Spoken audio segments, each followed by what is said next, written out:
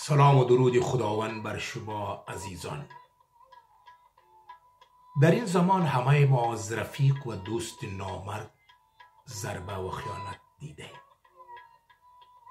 و بعد از خیانت رفیق نامرد افسوس و حسرت کشیدیم که ای کاش به اون نامرد اعتماد نمی کردم.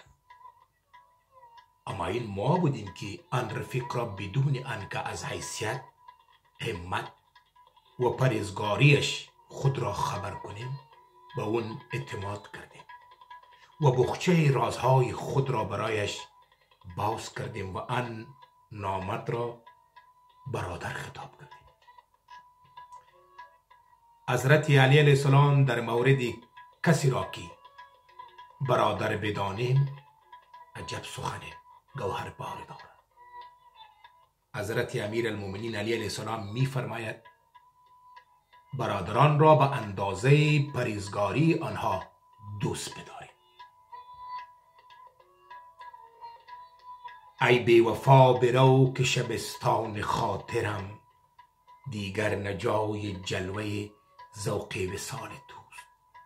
زیندم که پی به راز نهان تو برده ام، کابوس خواب راحتم هر شب خیال توست.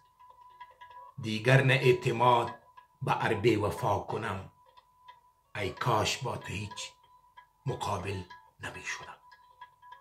خلاصه این مطلب را از زبان حضرت مولانا جلال الدین بلخی بزرگوار میشنویم.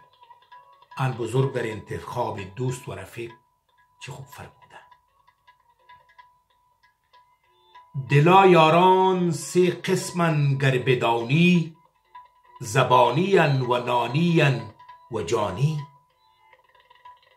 بنانی نان بده از در برانش، محبت کن به یاران زبانی، ولیکن یار جانی را نگاه دار، به پایش جان بده تا می توانی.